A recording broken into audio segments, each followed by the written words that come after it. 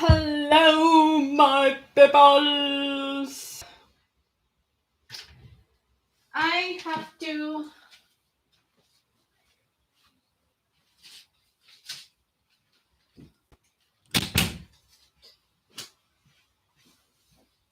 clean my desk because it's a mess. Ignore my hair. Today has been a crazy hair day. I kind of want to change the camera, but anyways, whatever. It should be fine. It's dark, so that's why it's crappy.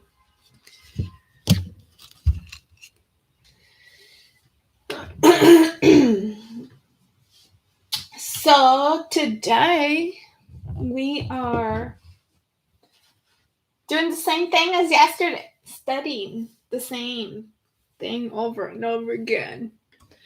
This is the last of the last. The last. ¿Cómo se dice? I think this came from.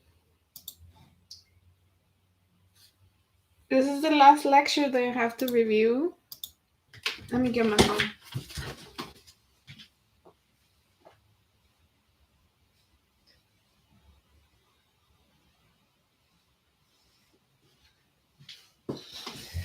This is the last lecture.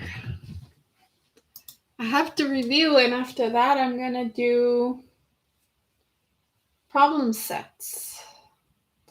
I want to do the problem sets online, but I don't think I can show the actual problem set.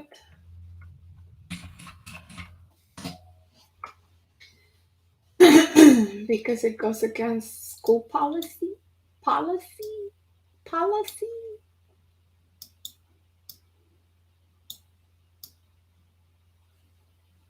There you go.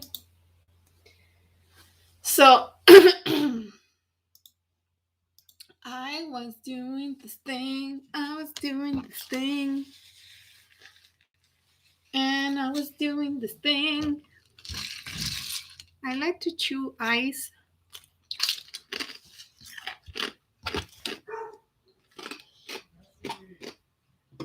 I hope it doesn't bother a lot of people. But there's nothing I can do. There's so much I can give you. There's so much I can give. I just made dinner, fed my family. Copyright free lunch. Music.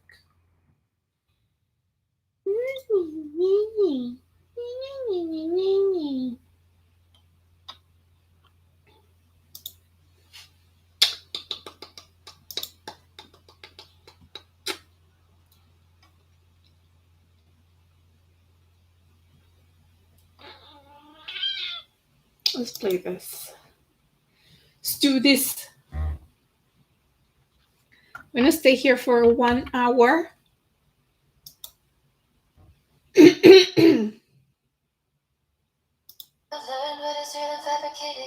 What is wrong?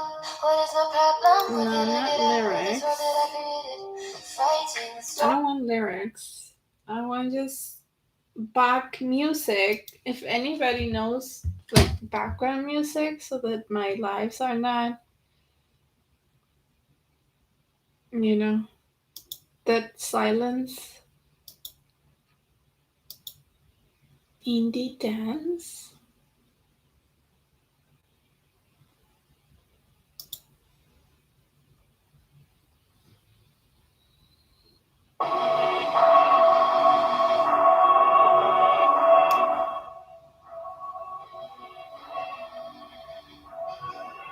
About there.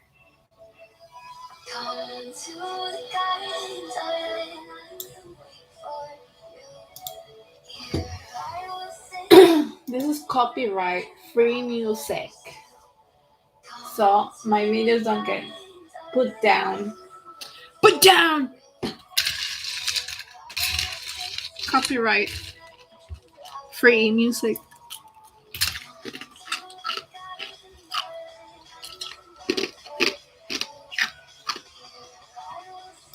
I mean, you should only care if your music is copyright free in case you don't want to get, if you want to get money. If you don't care about the money, you can just put the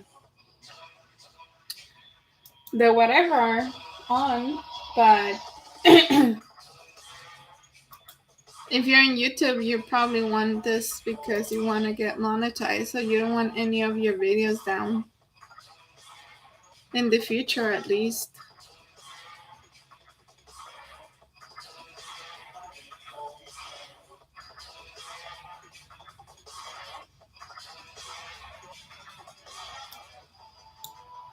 By 13, and that'll open.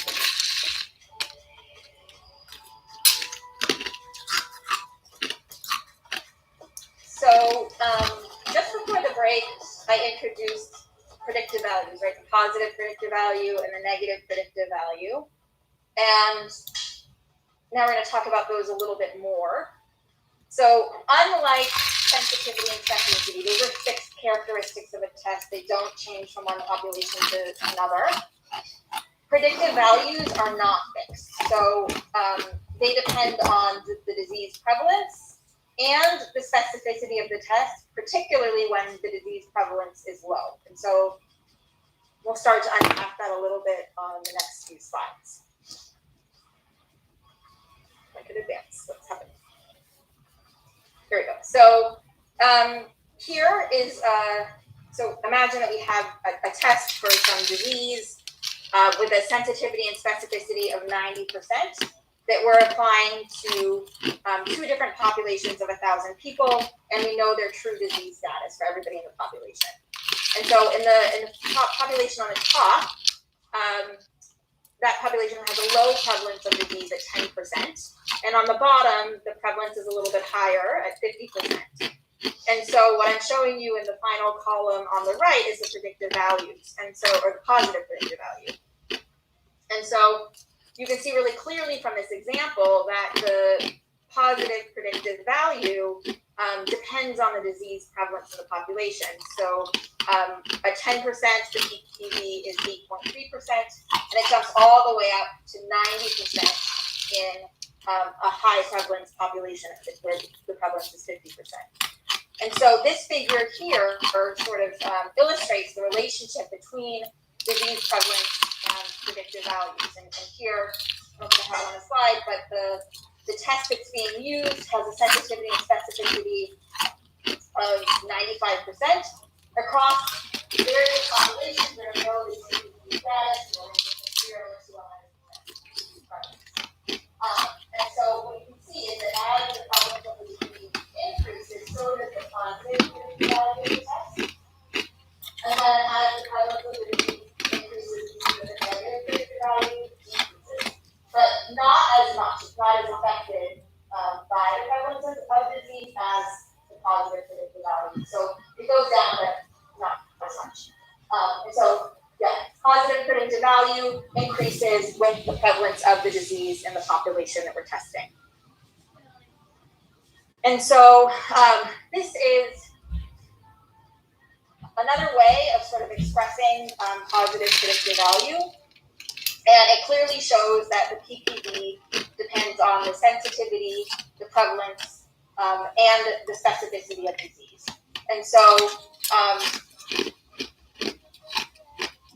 you probably understand this sort of intuitively from our discussion of post-test probabilities earlier. It makes sense that if someone tests positive and the disease is fairly common in the population that they are coming from, our pre-test probability is going to be higher for them, and then we have a positive test result, and that's going to bump up their post-test probability.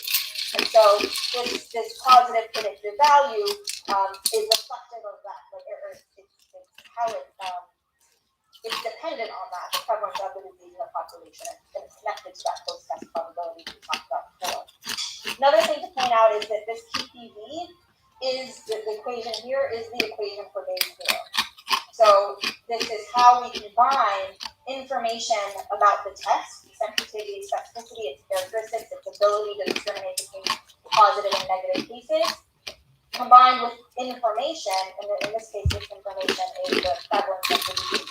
So you can think about what we're feeding into Bayes' Bayes' theorem, our prior probability, is the probability of disease based on the prevalence of the disease in the population.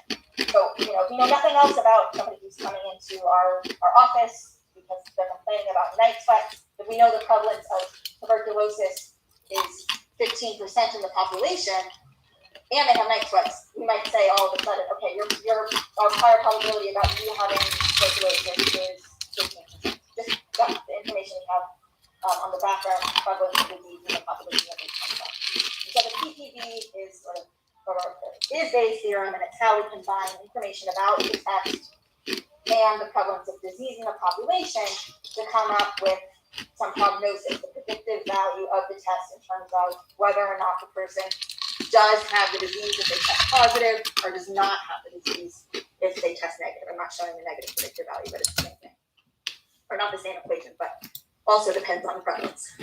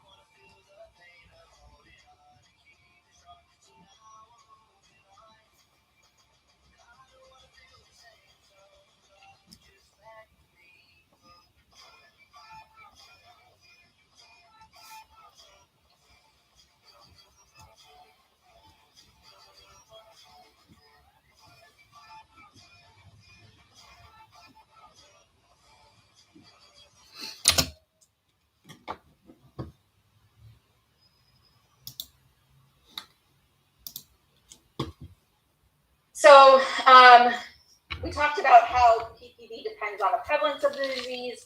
Now I'm going to show you a couple of 2x2 tables to help you build some intuition about why the positive predictive value depends on the specificity. So let's start with table A first. So we have population where the prevalence of the disease is 50%. The sensitivity and specificity are also 50%. And in that population, the positive predictive value of the test is 50%.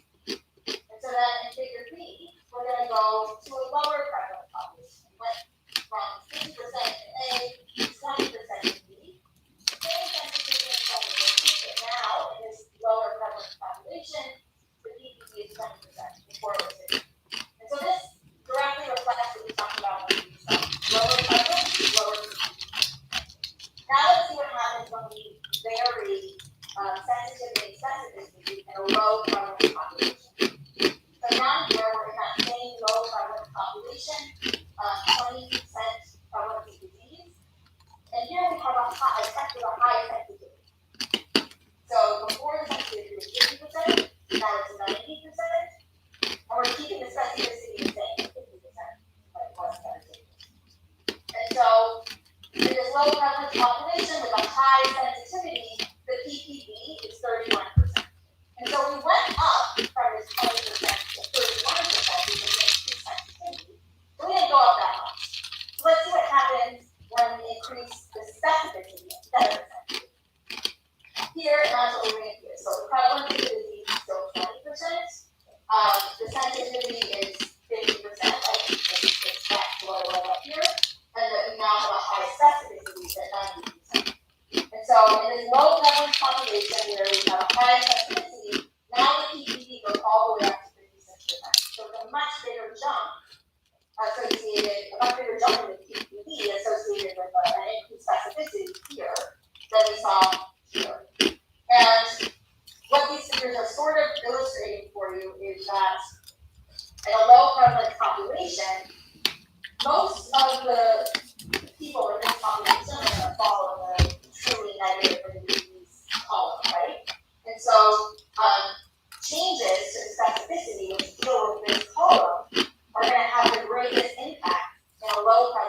population where most people fall into this column. So that's why the PPV is, which is, this sum of integral divided by another PPV test positive. That's why the PPV is going to be so dependent on specificity, low carbon population. That changes in its column where most people in this population fall, and have the greatest impact on that PPV population. But again,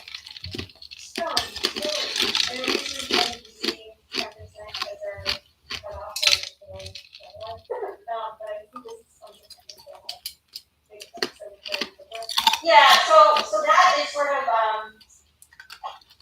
yes, it's different, and sort of that sort of rule of thumb for considering something to be a rare disease. But right now, I'm not really thinking it's a rare or not. Like, so a rare disease, we're going to have we talked about that there with the risk being approximately, or the odd approximating the risk when the disease risk is low.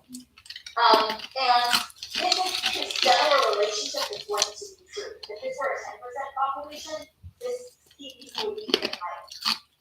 And so it's sort of along the continuum of prevalence, and it's in comparison to some other population that has a higher or lower prevalence. So yeah, this is not, as low as it could be. It's 20%, up to 21% would be much lower. But relative to the 50%, you can see that difference. Does that make sense? So it's not like a threshold that sort of classifies it as high or low. It's just relative to a higher prevalent population when it's sensitivity is low. Sensitivity is high. Sensitivity is high on a lower prevalent population relative to that high prevalent population. We will discuss on that.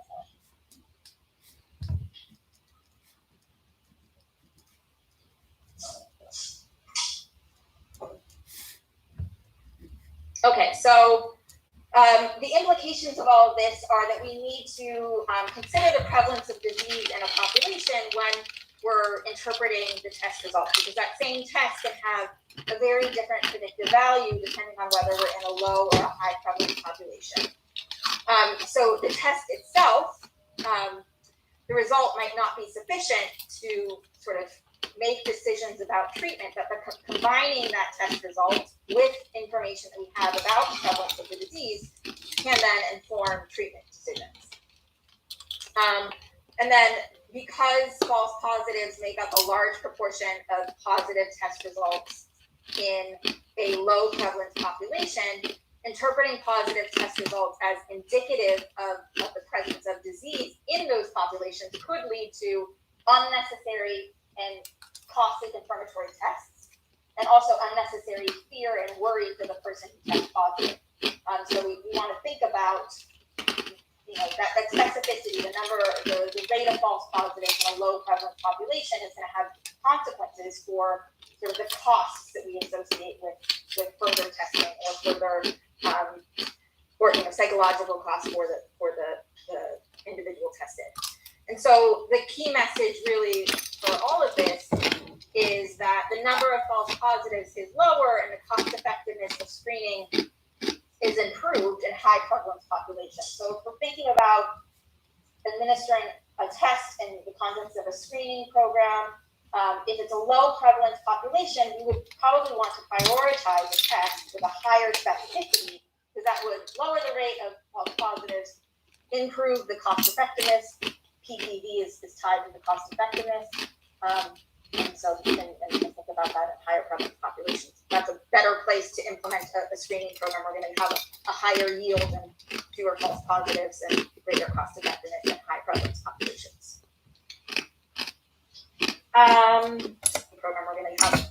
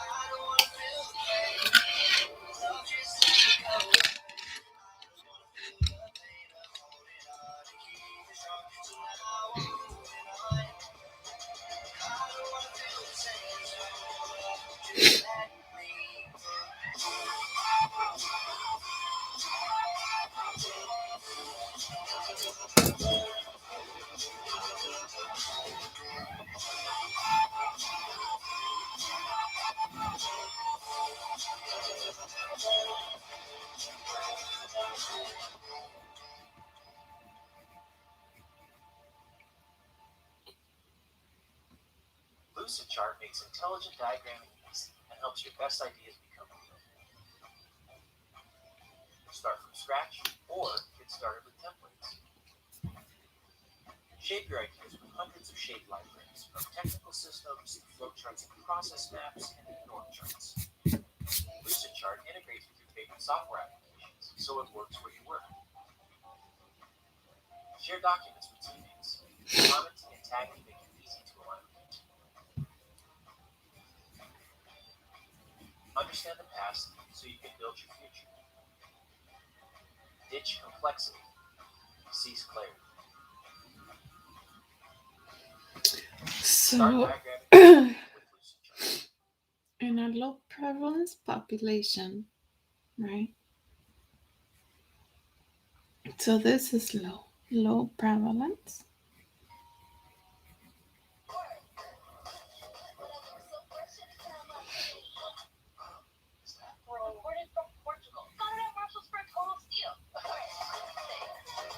The preparing. I don't wanna see you. I don't wanna hear you tonight. I don't wanna fight you. You don't wanna know if I feel right. False positives make up a large proportion of positive test results in low prevalence population. So false positives make a large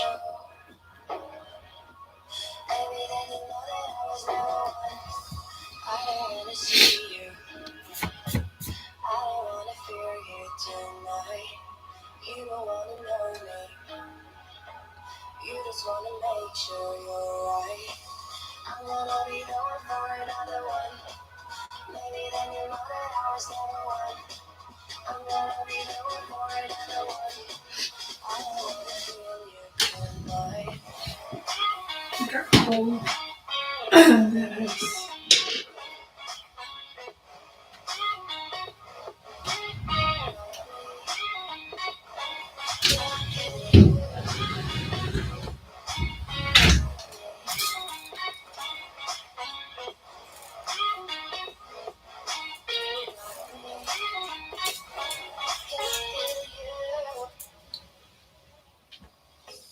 I don't wanna call you.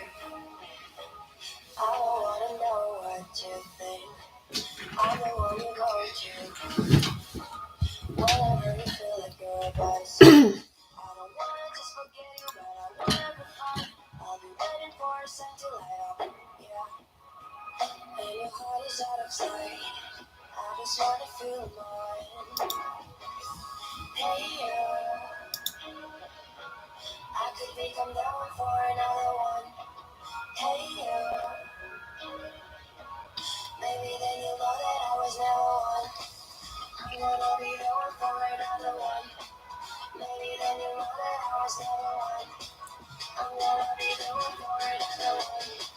I don't wanna hear you tonight.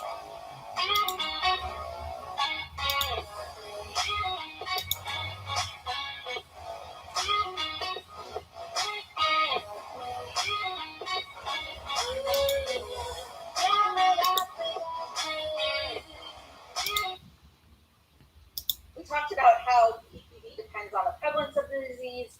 Now I'm going to show you a couple of 2x2 tables to help you build some intuition about why the positive predictive value depends on the specificity. So let's start with table A first. So we have a population where the prevalence of the disease is 50%.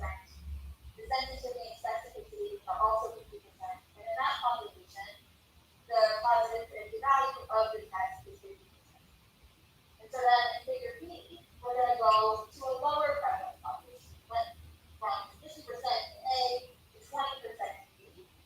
Same sensitivity and specificity, but now in this lower prevalence population, the PPV is 20% before it was 50. And so this directly reflects what we talked about when we saw lower prevalence, lower PPV. Now let's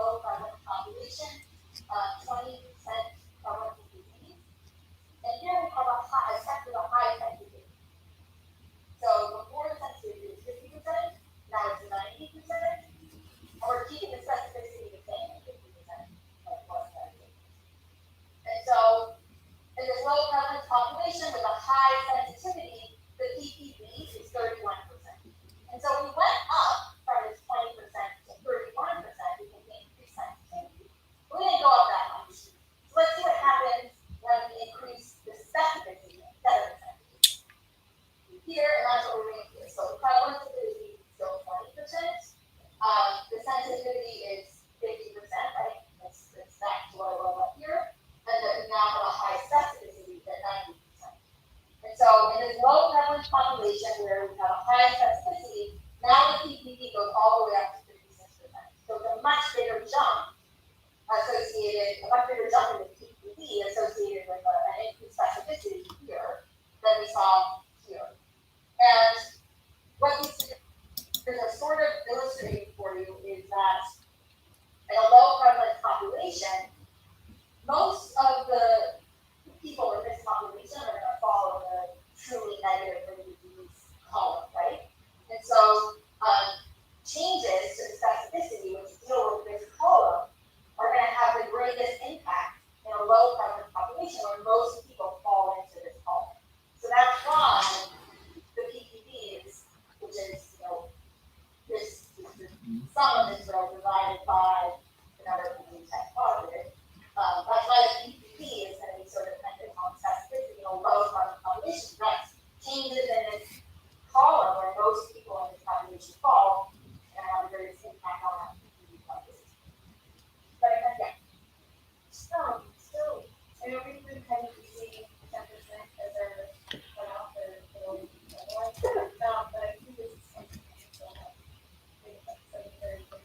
yeah, so that is sort of yes, it's different, and it's sort of that sort of rule of thumb for considering something to be a rare disease. But right now, we're not really thinking is it rare or not, right? So a rare disease, we're going to have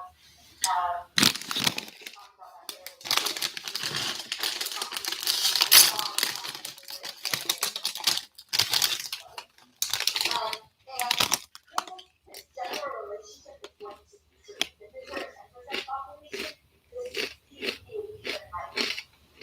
And so it's sort of along the continuum of in comparison to some other population that has a higher level of trauma. So yes, this is not, as low as it could be. It's 10%, up to 21%, which is much lower.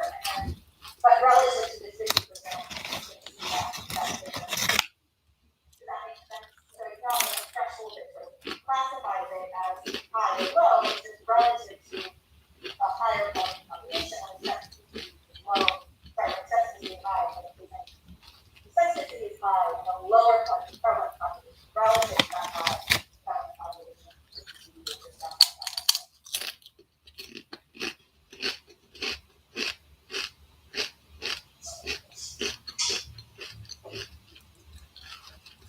Okay, so the implications of all of this are that we need to consider the prevalence of disease in a population when we're interpreting the test results, because that same test can have a very different predictive value depending on whether we're in a low or a high prevalence population. So the test itself, the result might not be sufficient to sort of make decisions about treatment, but combining that test result with information we have about the prevalence of the disease can then inform treatment decisions.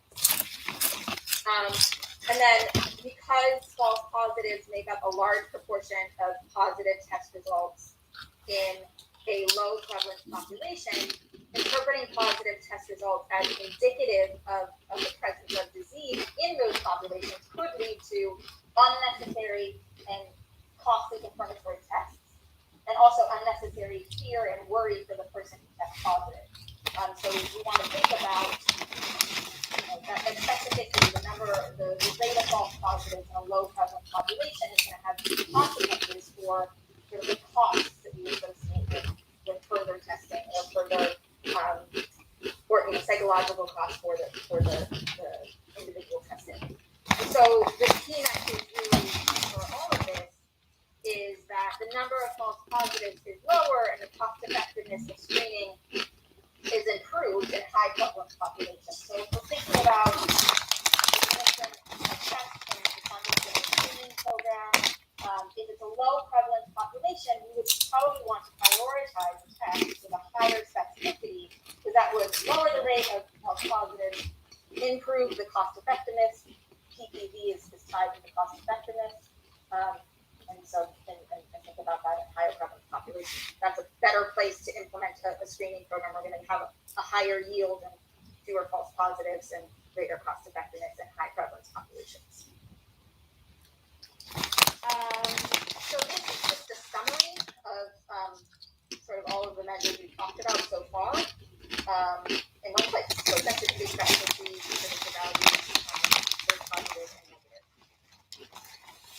Any questions before we move on to thinking about more about how we vary cutoffs?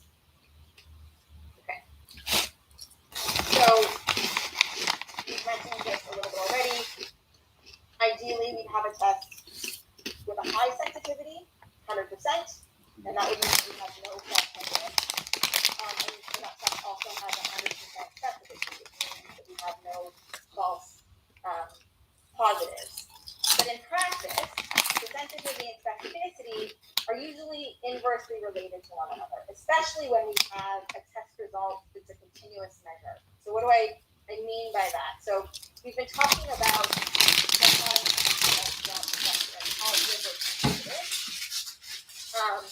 but a lot of the tests that we perform actually provide continuous results. If you think about like a blood pressure test, we get a blood pressure reading, which is I can't even think about millimeters or something.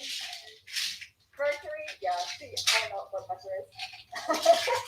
But it's a continuous measure of something with some units that I can't recall off the top of my head. Or we can have blood sugar levels, if we're talking about in the context of diabetes, we can do glucose tolerance testing and blood sugar level.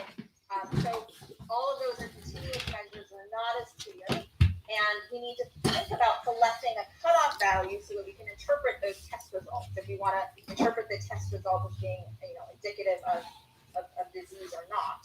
And so we need to select a cutoff value to interpret the test, where values to one side of the cutoff we consider positive, and then on the other side of that cutoff we consider negative for the disease we're testing for. And so that means that it's possible to vary the sensitivity and specificity of a test by varying the cutoff value. So we'll look at that in an example. And so all off the top of my head, or we can have and think about that in higher prevalence populations. That's a better place to implement a screening program. We're going to have a higher yield, fewer false positives, and greater cost effectiveness in high prevalence populations. So this is just a summary of sort of all of the measures we've talked about so far. Like sensitivity, specificity, predictive values, both positive and negative. Any questions before we move on to thinking about more about how we vary cutoffs? Okay. So we've mentioned this a little bit already. Ideally, we have a test with a high sensitivity, 100%, and that would mean that we have no false negatives. And that test also has 100% specificity, which means that we have no false positives. But in practice, the sensitivity and specificity are usually inversely related to one another, especially when we have a test result that's a continuous measure. So what do I mean by that? So we've been talking about dichotomous test results throughout this lecture, right? Positive versus negative. But a lot of the tests that we perform actually provide continuous results. If you think about like a blood pressure test, we get a blood pressure reading, which is I can't even think about millimeters per something. Mercury, yeah. See, I don't know what blood pressure is. But it's a continuous measure of something with some units that I can't recall off the top of my head. Or we can have, blood sugar levels if we're talking about in the context of diabetes. We can do glucose tolerance testing and get a blood sugar level. So all of those are continuous measures. They're not as clear. And we need to think about selecting a cutoff value so that we can interpret those test results. If we want to interpret this.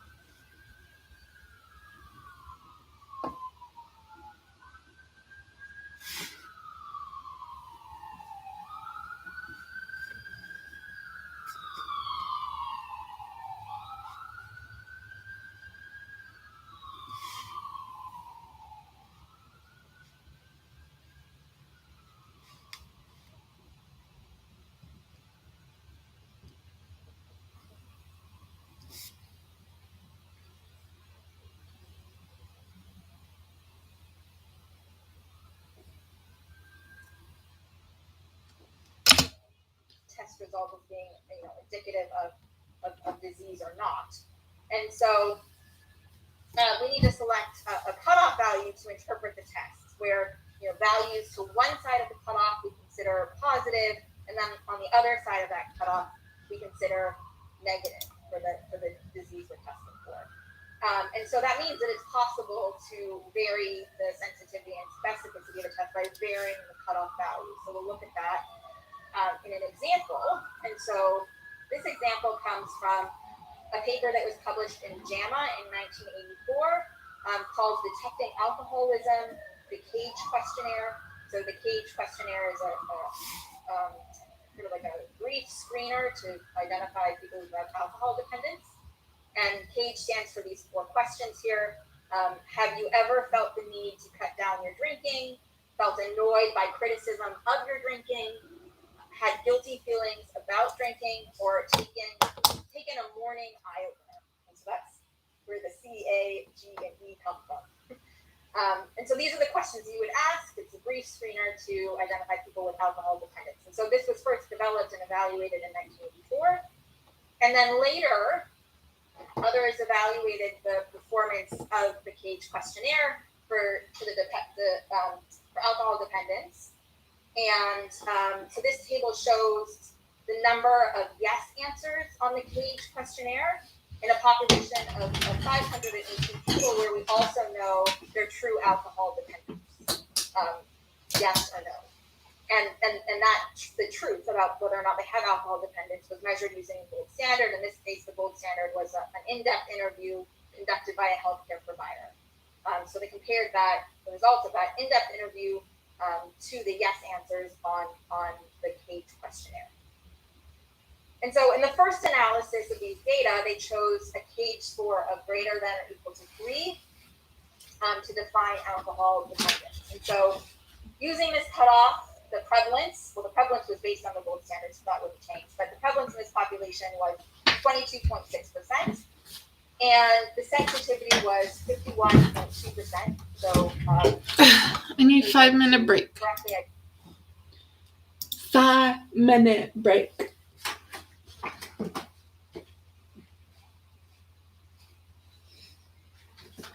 Whew. I get so tired. It's late. Late for me. It's early, but it's late for me.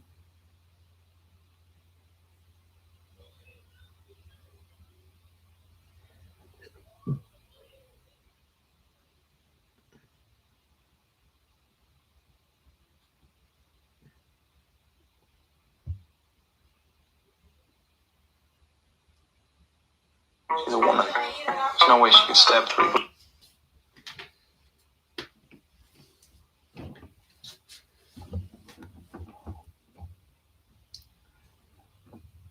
I don't know if I want to get in his life.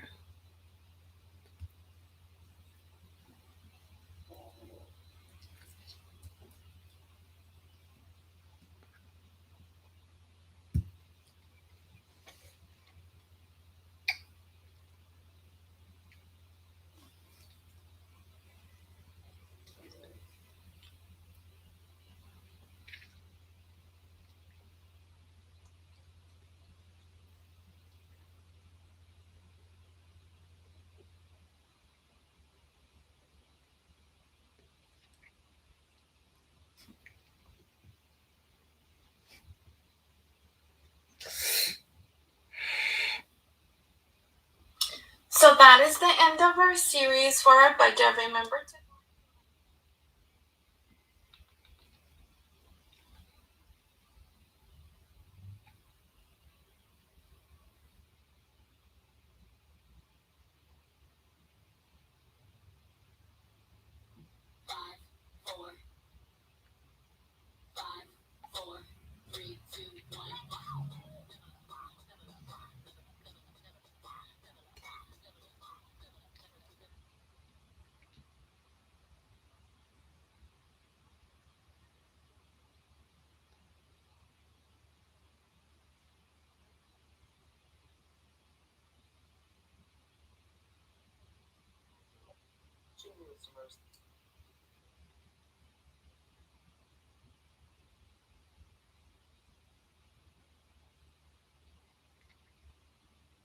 Does anyone else's family eat this shit? Orange Jello.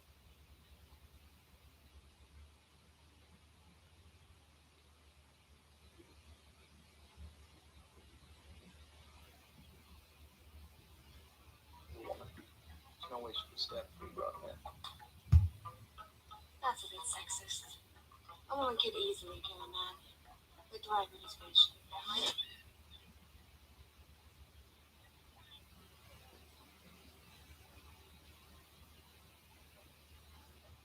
Woman. There's no way. I've been in this game for 5 years. Guess that's why my feet hurt.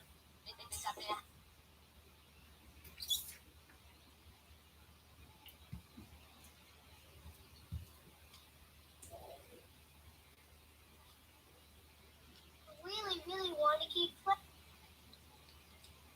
Really want to keep playing.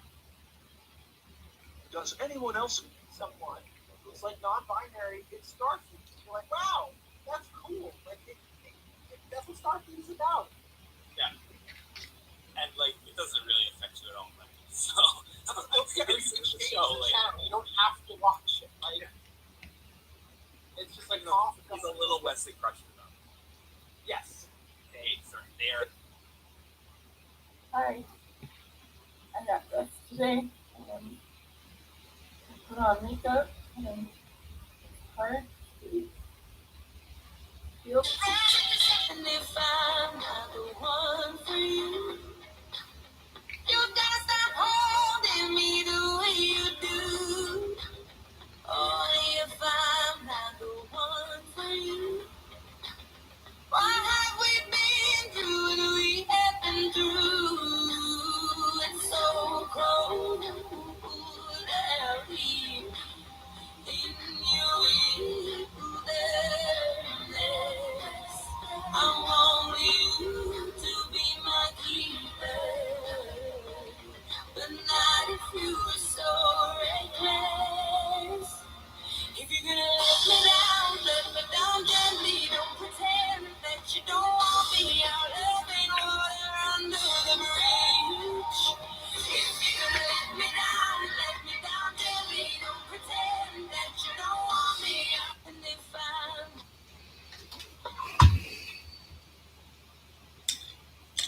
Mi nombre es Cecilia Pérez López. Tengo 21 años trabajando en el campo aquí en el estado de California. If I'm nice to you, you gotta be nice to me. I feel like that should be the rule. And if I'm rude to you, you're allowed to be rude to me. And when I go to talk to someone in customer service, I am always nice. Always. I'm so easygoing because I don't want to. This is for just the 300 people that get to watch my video when it doesn't blow up. Thanks for watching. This is for just... What happened to Skater Boy and Pretty Face? That's a great question. I would love to tell you. He was a boy. She was a girl. Can I make it any more obvious? He was a punk. She did ballet. What more can I say? He wanted her, but she never tell that she wanted him as well. But all of her friends just stuck up their nose. They had a problem with his baggy clothes. He was a skater boy. She said, see you later, boy. He wasn't good enough for her. She had a pretty face, but her head was up in space. That's me. I'm a skater girl. Thank you. What happened to skater? If your company offers a 401k match and We went all about. Nisa! go about her mother-in-law. One of TikTok's main goals is to keep people on the app. When you first start your account and you post your first video, TikTok will be testing your content to understand its appeal to its users. TikTok does this by pushing it out to more people than it regularly would. This is why some people's first video goes mega viral without them consistently posting. However, to keep up consistent growth and virality, you need to implement the tip. Oh my God! What is that? What is that? Oh, it's a bad bitch. Yeah. Bad bitch, I could be a fantasy. I can tell you got big energy. I put this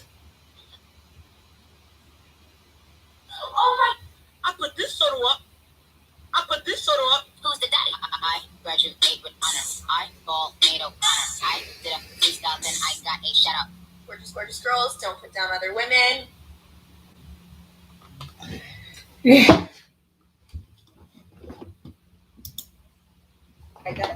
questionnaires were able to correctly identify 51.2% of people who had alcohol dependence, and the specificity was 99.7%. And then they did another analysis where they chose a cage score of 2 or more, so lower cutoff value, to define alcohol dependence. And using this lower value, it increased the sensitivity, right? Before it was 51%, now it's 75.2%.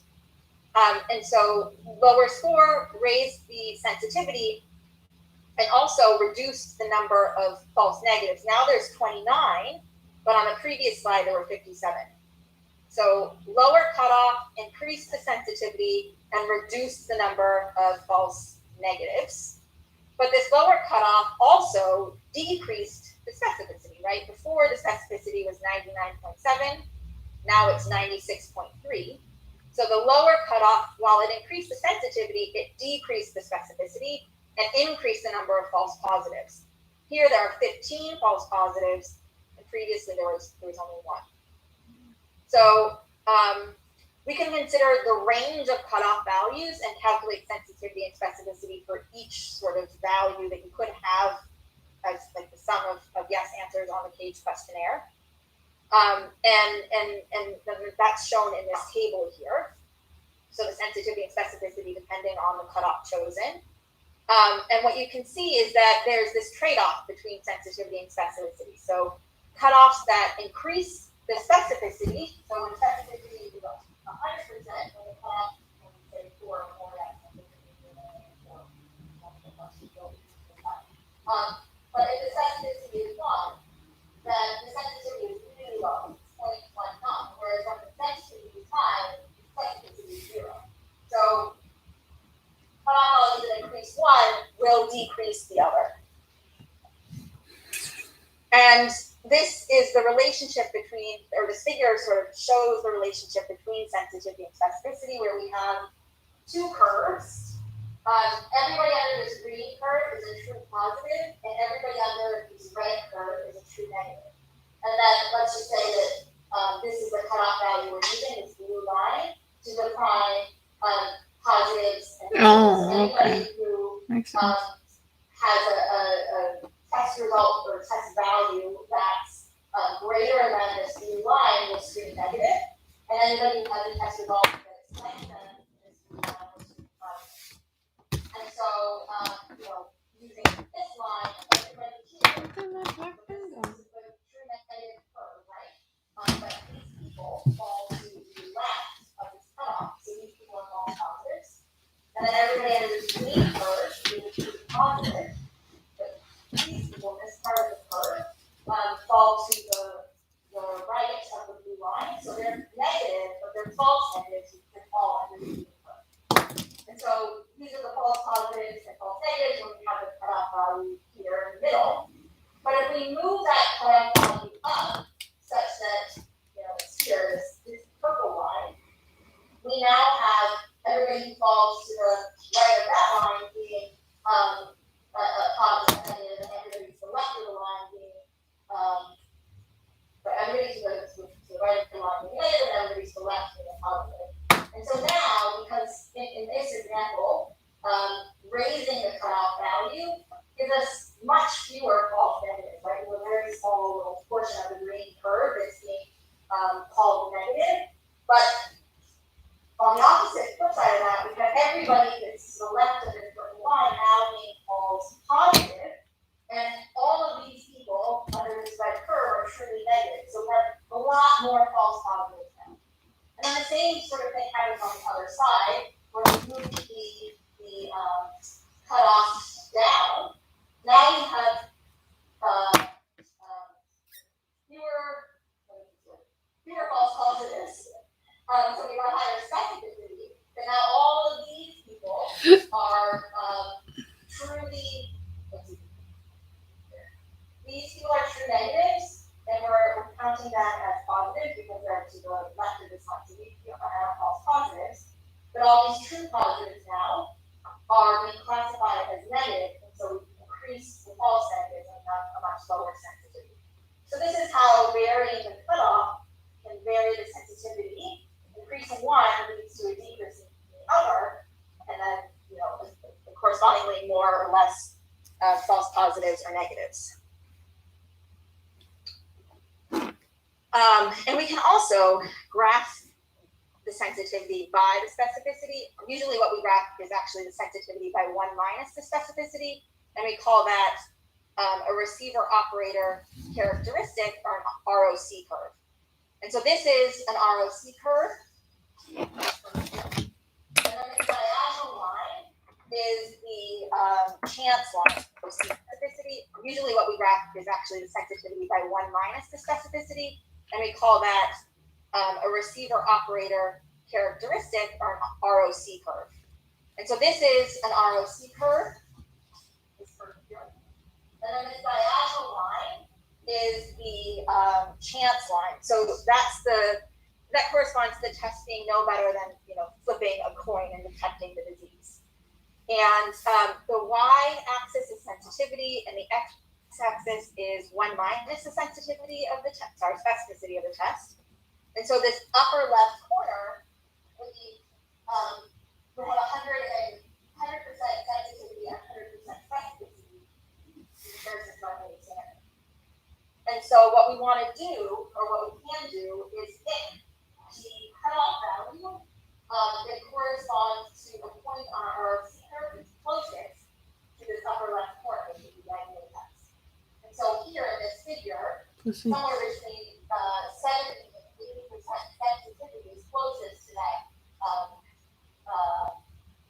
upper left corner. And so that would be a point that maximizes the sum of the sensitivity and specificity that's closest to 100% for the relative to the gold standard. So that's one way that we could do this in terms of picking a cutoff value, picking the point that's optimal and maximizes the sum of the sensitivity and specificity based on this ROC curve. But there's more that goes into this, right? So where you set the cutoff value should also reflect sort of the importance that we attach to false positives and false negatives. So, false positives and negatives could lead to different levels of harm depending on the disease that we're talking about, or the specific situation that we're in. And so that sort of argues against just choosing a cutoff that maximizes the sum of the sensitivity and specificity from an ROC curve. We really want to think about, maybe that's one data point, but also thinking about, well, if we do that, how many false positives and how many false negatives will we have? And is one of those more important in this context? And then in that case, we might move sort of our cutoff value to reflect the importance that we place on either minimizing false positives or false negatives. And so just to sort of build some intuition on this, why is minimizing false positives important?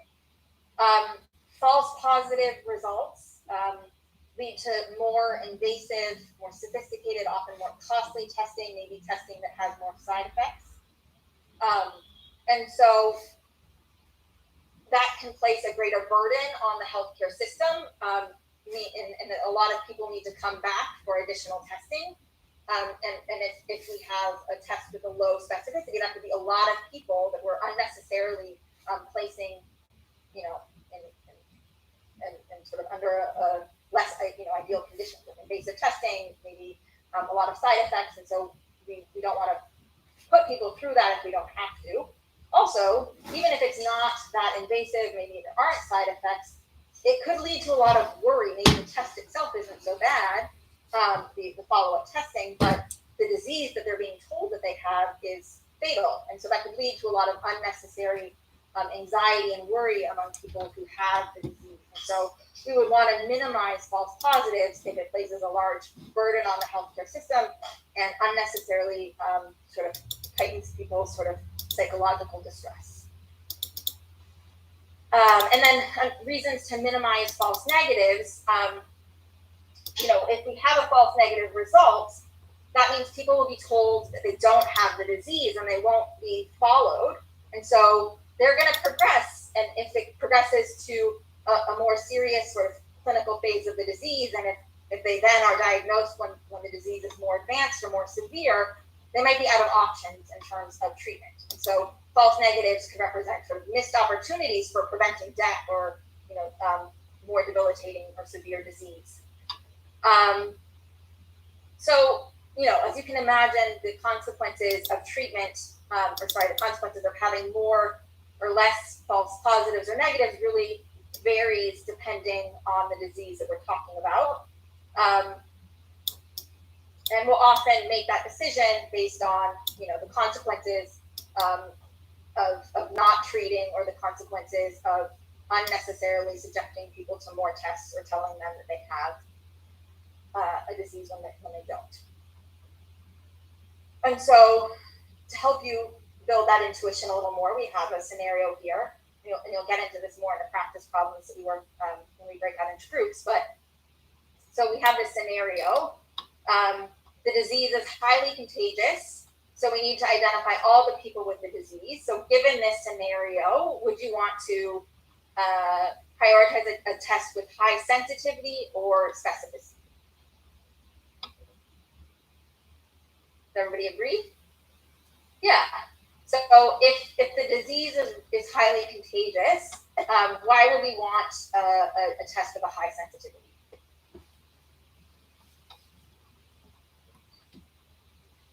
We want to maximize the number of true positives that we can detect. And what would be the consequence of having a false negative if it was highly contagious? Right, so we'd have more spread in the population and sort of, a bigger problem than we started with. And so we want to have a test with higher sensitivity to minimize the number of false negatives and the potential for spread of the disease in the population. Okay, so what will you prioritize in this case if treating people unnecessarily places a large burden on the healthcare system?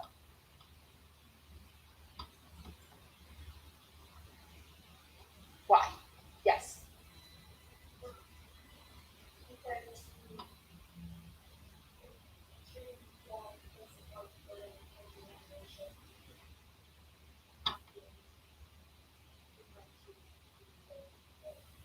Yeah, so all those false positives don't really need extra testing, and so we can minimize the number of false positives if we have a high specificity. Right. So this just sort of starts to lay out the different harms and the ethical dimensions and the things we need to think about when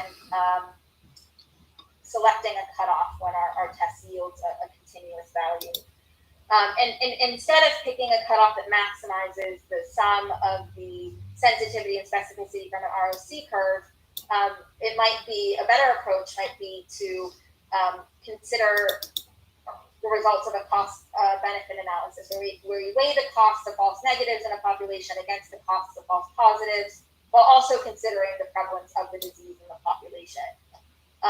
And so, these ethical dimensions come into play, and this cost-benefit analysis can be quite complicated depending on the disease that you're talking about. But it's really what should go into informing whether or not we implement a screening program with this test, and not just maybe maximizing the ROC, about picking the cutoff that maximizes the sum of the sensitivity and specificity, because that could be arbitrary and are ignoring the true harms associated with positives, false positives and negatives.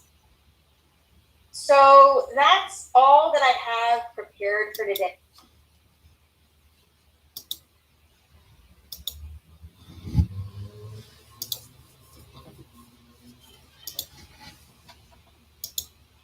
All right, thank you for joining. I'm gonna be on the live tomorrow also around 5:30, so we'll see you then. Thank you.